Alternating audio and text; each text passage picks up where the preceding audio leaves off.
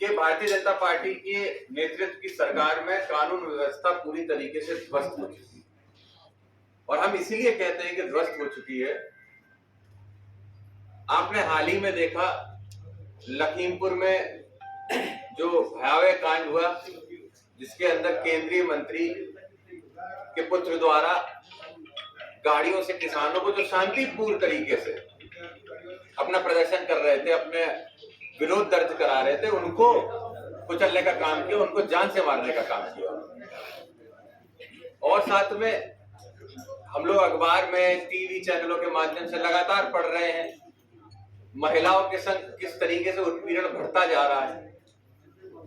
और उस उत्पीड़न जो बढ़ रहा है उसमें कहीं ना कहीं भारतीय जनता पार्टी के ही पदाधिकारी और नेता कहीं ना कहीं लिप्त भी पाए जाते हैं। तो कानून व्यवस्था पूरी तरीके से चरमरा चुकी है। जिस चीज की ये दुहाई देते थे वो पूरी तरीके से सबके सामने उसका पर्दाफाश हो चुका है।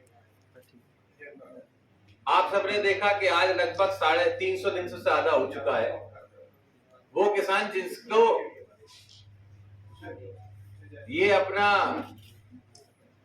मसीहा मानकर चुनाव में केंद्र में सरकार बनाई, उसके बाद प्रदेश में भी सरकार बनाई और कहा किसानों की आय को दुगनी कर देंगे, खाद कहीं ब्लैक में नहीं बिकने देंगे, सही समय पे और सही उच्च कोटि का बीज आपको प्राप्त होगा।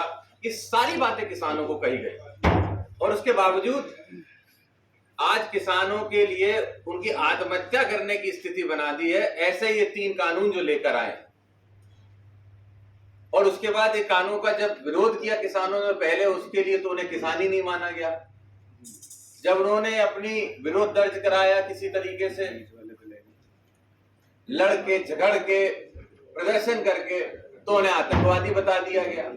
वही किसान जिसने उनमें अपनी आस्था रखी, उन्हें वोट दिया कि भाई आने वाले समय में किसानों का उद्धार करेंगे, उन्हीं लोगों को आज भारतीय जनता पार्टी की सरकार ने कहीं का नहीं छोड़ा। इसके लिए मुख्यतः तरीके से हम जो पार्टी के नेतृत्व करते हैं उनको दोषी मानते हैं। और साथ में पार्टी का हम लोगों का ये बात हम लोगों ने, हमारे राष्ट्रीय अध्यक्ष माननीय शिवपाल सिंह जी ने पहले भी कही थी कि जो केंद्रीय मंत्री हैं उन्होंने जो बात कही थी, जिस तरीके से धमकाया था, उनका इस्तीफा होना चाहिए, उससे नीचे कुछ भी स्वीकार नहीं हो। तो ये जो सामाजिक परिवर्तन रथ हम लोग लेके निकले हैं, मथुरा से शुरू किया, मथुरा से इटावा, इटावा से औरैया, फिर हम लोग बुंदेलखंड गए, झांसी गए और आगे हम लोग ऐसे घूमते हुए पूरे बांदा आंदा करते हुए प्रयागराज, प्रयागराज के बाद फिर अमेठी, अमेठी के बाद फिर हम लोगों ने इधर यहाँ पे शुरू किया, शाहजहांपुर से शुरू किया और करते करते हम लोग सहारनपुर आ जाए। और सहारनपुर से अब ये सामाजिक जो रथ है ये हम लोगों का जाएगा गाजियाबाद और पूरे प्रदेश में हम लोग इस रथ को लेके जा रहे हैं। और इसका उद्देश्य यही है कि सत्ता परिवर्तन होना चाहिए। और सत्ता परिवर्तन क्यों जरूरी है, ये मैंने आपको कुछ मुख्यतः जो बिंदु हैं, जो रोजगार होता है, रोजगार की बातें कही गई थी कि 2 करोड़ नौकरियां मिलेंगी। निश्चित ही कोरोना की जैसी जो स्थिति बनी उसके बारे में किसी ने सोचा नहीं था कि ऐसी स्थिति बन जाएगी, लेकिन उसके बावजूद आपने जो नौकरियां थी वो तो गई, सरकार ने किसी भी तरीके का कोई लाभ जो युवा है उनको भी नहीं दिया। तो सत्ता परिवर्तन जरूरी है, एक मजबूत विपक्ष होना जरूरी है।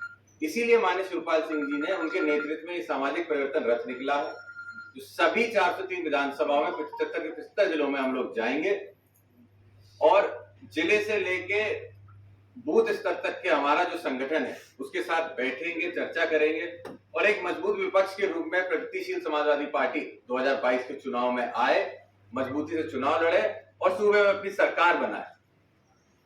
ये प्रयास हम लोगों का है जिसको लेकर हम लोग निकले हैं। और हम लोग अभी पूरी विधानसभा को 27 नवंबर तक, पूरे प्रदेश को 27 नवंबर तक पूरा ये खत्म कर देंगे। प्रदेश का हम लोग दौरा है। हम लोगों के राष्ट्रीय अध्यक्ष जी किसी वजह से नहीं आ पाए, लेकिन उनके ना होने पे भी उन्होंने कहा था कि हमारा रहना ना रहना इतना बड़ी बात नहीं, लेकिन जो उद्देश्य है इस सामाजिक रथ का, परिवर्तन रथ का, वो उद्देश्य ज्यादा जरूरी। तो ये रथ कहीं रुकना नहीं चाहिए।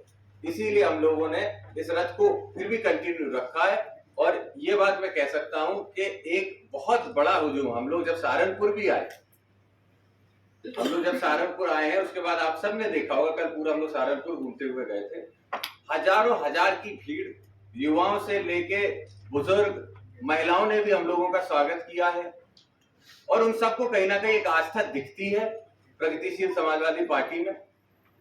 और ये सिर्फ सहारनपुर की बात नहीं कर रहा हूं मैं, जितने भी जिलों में हम लोग गए उन सभी जिलों में एक बहुत बड़ा समर्थन वहां के जिला के लोगों के साथ हम लोगों को जो मिल रहा है, निश्चित ही हम लोग को पूरा भरोसा है कि आने वाले समय में प्रगतिशील समाजवादी पार्टी उत्तर प्रदेश के अंदर सरकार बनाने वाली है। आदित्य जी, आगामी जो चुनाव है उसमें प्रगतिशील अकेले लड़ेगी या फिर गठबंधन करेगी किसी से?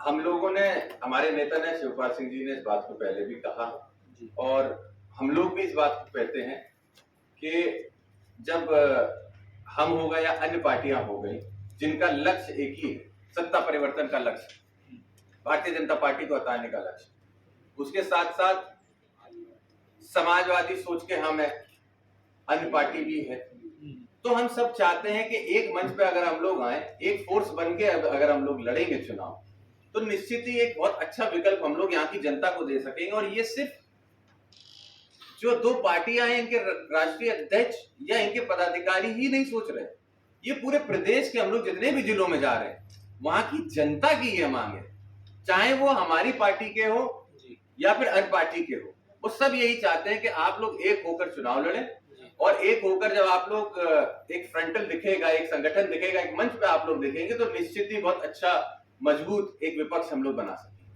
सपा के जो राष्ट्रीय अध्यक्ष हैं अखिलेश यादव, वो बार बार कहते हैं कि इस बार हम चुनाव में छोटे दलों से गठबंधन करके उतर रहे हैं, तो क्या सपा की तरफ से प्रसपा को भी कोई प्रपोजल दिया गया या बात की गई कि आप भी साथ आइए, या आपकी तरफ से प्रयास किया गया? देखिए, पहले तो दल कोई छोटा बड़ा, मैं व्यक्तिगत मेरा ऐसा मानना है कि कोई दल छोटा बड़ा होता नहीं, काम से आदमी बड़ा या छोटा हो सकता है, मेहनत करने से आदमी बड़ा छोटा हो सकता है, किसी दल छोटा बड़ा किसी का नहीं होता। सभी दल बड़े हैं, सभी दल अपना नेतृत्व कर रहे हैं, अपने अपने लोगों का कर रहे हैं, तो सब एक बराबर है। लेकिन जहां तक बात है चुनाव लड़ने की, तो हम लोगों ने हमारे राष्ट्रीय अध्यक्ष जी को उनको पूरी जिम्मेदारी दे रखी कि जो गठबंधन होते, कि आप भी जानते हैं शिवपाल सिंह जी वो नेता हैं जिन्होंने समय समय पर चलती हुई सरकारों को गिराकर सरकार बनाने का काम किया है। जो आप कह सकते हैं कि फिगर्स और नंबर्स का जो होता है, कैलकुलेशन होता है, मैथमेटिक्स होती है, इसमें माननीय शिवपाल सिंह जी से अच्छा मैं समझता हूँ कोई नेता नहीं। तो इसीलिए हमारी पार्टी ने उनको जिम्मेदारी दी है कि जो गठबंधन होना है, किससे होना है, कितना सीटों पे होना है, कितनी सीटों पे नहीं होना, ये उन्हीं का। सवाल मेरा ये है कि क्या जो तलखियां थी पहले वो अब भूल गई हैं, मिठास कुछ बनी है, संबंध फिर से मधुर हो सकते हैं? देखिए, पारिवारिक शिवपाल जी और अखिलेश जी के बीच पारिवारिक तौर पे अगर आप कहें तो कोई ऐसी बात नहीं थी। हम लोग पारिवारिक तौर पे अभी पीछे कार्यक्रम भी घरों में होते थे हम लोग के, तो हम लोग सब साथी एक ही मंच पे देखे जाते थे, समय समय पर देखते थे। पारिवारिक मिलन हो चुका है, तो क्या ये संगठनात्मक रूप से, पार्टी रूप से भी कोई मिलन हो पाएगा? देखिए, हमारी तो इच्छा है कि ये मिलन हो, इसीलिए इच्छा है क्योंकि जनता की ये मांग।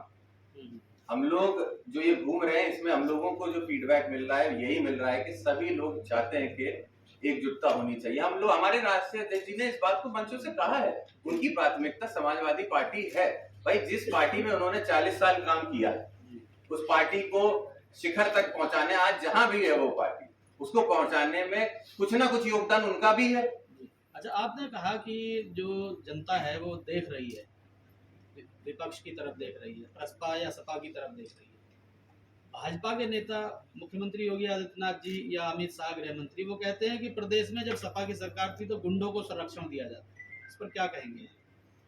आपके भी नेता राष्ट्रीय अध्यक्ष उस समय सरकार में शामिल रहे, तो गुंडों को संरक्षण देने का आरोप लगाया गुंडों, ये आज भी देखिए एक बात समझ लीजिए, गुंडों को कभी भी हम लोगों ने कोई संरक्षण नहीं दिया। कोई नेता, कोई विधायक जब किसी क्षेत्र से चुन के आता है, विधानसभा से चुन के आता है, तो उस जनता ने उसका नेतृत्व किया है, उसमें भरोसा दिखाया है, तभी वो चुनकर विधानसभा या लोकसभा पहुंचता है। तो हम लोगों ने, तो जनता ने जिसको चुना है, हम लोगों ने हमेशा उसको अपने साथ रखा है। जहां तक भारतीय जनता पार्टी की बात है, तो भारतीय जनता पार्टी को खास करके इस समय पे कुछ ही एक वर्ग के लोग इस समय बाहुबली या गुंडे दिखाई दे रहे हैं। और भी लोग थे, उनको तो भारतीय जनता पार्टी ने ही एमएलसी बनाया हुआ है, बड़े बड़े पदों पे दिया हुआ है, और जिन पे ऑलरेडी वर्डिक्ट आ चुका था, कोर्ट में थे या जेल में कोर्ट के थ्रू उनकी सजा हो चुकी है, तो उनको जेल के अंदर क्या क्या सहूलियत दी जा रही है आप जाके पता कर लीजिएगा। तो ये दोहरी राजनीति है, दोहरा चरित्र है ये भारतीय जनता पार्टी का। वो पब्लिक के सामने, लोगों के सामने दिखाने के लिए ऐसी बात करते हैं, लेकिन ऐसा कुछ है नहीं। आप जरा एक बार इस पर पता करिएगा, आपके सामने साफ हो जाएगा क्या। आपकी अगर सरकार आती है, जिन लोगों को भाजपा ने छोड़ रखा है, क्या उनके खिलाफ आप लोग कार्रवाई करेंगे? देखिए, हम हर उस इंसान के खिलाफ जिसने किसी भी तरीके से समाज में लोगों को क्षति पहुंचाई, उन सभी को सजा मिले, उन सभी लोगों को जिनके साथ गलत हुआ है उनको न्याय मिले, ये प्रगतिशील समाजवादी पार्टी करेगी। समाज किस वर्ग से आते हैं, कौन से समाज से आते हैं, ये कोई मुद्दा नहीं होता है। जो गलत होता है वो गलत होता है। मुख्तार अंसारी या अन्य जिन लोगों की भी संपत्ति को कुर्क किया जा रहा है या ध्वस्त किया जा रहा है, गलत किया जा रहा है क्या सरकार की तरफ से? सरकार की तरफ से जो भी ये निर्णय आए, इस पे मैं ये कह सकता हूँ कि जिस तरीके से एक्शन लिया गया है, ठीक है, कुछ उन पे भी इल्जाम है, कुछ अभी भी केस चल रहे हैं कोर्ट में, अभी भी उनके मामले चल रहे हैं, लेकिन जिस भावना से ये कार्रवाई हुई है, मुझे लगता है उसमें कहीं ना कहीं जो सरकार है उसका अपना पर्सनल भी कोई एजेंडा था। हमारा ये मानना है कि अगर इसको आप कानूनी तरीके से देखते हैं, तो जिस तरीके से ये एक्शन लिया गया है वो व्यक्तिगत तौर पे भी कहीं ना कहीं हम उसको देखते हैं। विकास दुबे के साथ में जो इस तरह का एक्शन लिया, इसके बारे में क्या कहेंगे आप? देखिए, विकास दुबे के लिए ये कह सकते हैं कि कोर्ट तक हर किसी को हक है अपनी बात कोर्ट में रखने का। संविधान से देश चलता है, डिक्टेटरशिप से ये देश नहीं चलता। आदमी कितना भी गलत क्यों ना, बहुत बड़े बड़े ऐसे लोग हमने किताबों में, इतिहास में पढ़े, ऐसे लोग जिन्होंने बहुत भयावह काम किए थे, सीरियल किलर थे, उनको भी कोर्ट ने सजा दी है। तो कोर्ट जो भी सजा देगा उसका पालन होना चाहिए। संविधान है, आपको उसको मानना होगा, हर किसी को उसको मानना होगा। आपकी रथ यात्रा का नाम है सामाजिक परिवर्तन रथ यात्रा। सामाजिक परिवर्तन किस तरह का चाहते हैं आप? हम सामाजिक परिवर्तन किस तरीके से चाहते हैं कि सबसे पहले तो जो समाज के अंदर इस समय द्वेष चल रहा है, जिस तरीके से भाई को भाई से लड़ाने की भावनाएं चल रही हैं, आपके माध्यम से मैं कह सकता हूं कि न्यूज चैनल या अखबारों में या आसपास के हम लोग जितने भी जिलों में देखते हैं, तो हर दिन कोई ना कोई ऐसी खबर आती है कि किसी समाज के किसी असमाज के आदमी को मारा जा रहा है, उनको प्रताड़ित किया जा रहा है। पड़ोस के वाले लोग जो पहले समृद्धि शांति से रहते थे, आज एक दूसरे से लड़ रहे हैं। तो ये जो भावना बनाई जा रही है, इसको सबसे पहले खत्म करना होगा, वरना आने वाले समय में ये इतना भयावह रूप ले लेगा कि हम आप सिर्फ इतिहास के पन्नों में इसको देख पाएंगे और असलियत में क्या होगा ये हम आप लोग अपनी आंखों से देख भी नहीं पाएंगे। तो इस तरीके से मैं इतना कह सकता हूं कि सामाजिक परिवर्तन रथ जो निकला है, इसका उद्देश्य यही है कि जो माननीय शिवपाल सिंह जी ने पूर्व में अपनी मंत्री रहते हुए सरकारों में काम किए, जैसे सिंचाई मुफ्त करी थी, तो हम लोग ये सारी योजना चलाएंगे। साथ में अगर 2022 में जब सरकार बनती है, माननीय शिवपाल सिंह जी के नेतृत्व की सरकार बनती है, तो हर परिवार को 300 यूनिट बिजली मुफ्त दी जाए, ऐसे कानून बने। हर परिवार से एक लड़के को या एक लड़की को नौकरी मिल सके, ये कानून बने। और अगर हम नौकरी ना दे पाए तो कुछ नहीं तो सरकारी खजाने से 5 लाख रुपए तक की धनराशि उस लड़के या लड़की को मिले जो ग्रेजुएशन करके अपना निकले, ताकि वो अपना कोई स्टार्टअप या अपना कोई बिजनेस कुछ ऐसा खड़ा कर सके जिसमें सरकार उसकी मदद करे। ये आपका घोषणा पत्र जारी, ये हमारा घोषणा पत्र जो होगा उसके कुछ बिंदु है, जब जारी होगा तब हम आपको इस चीज का पूरा दीगर पार्टियों लोग लुभावनी हो जाए वो घोषणाएं कर रहे हैं।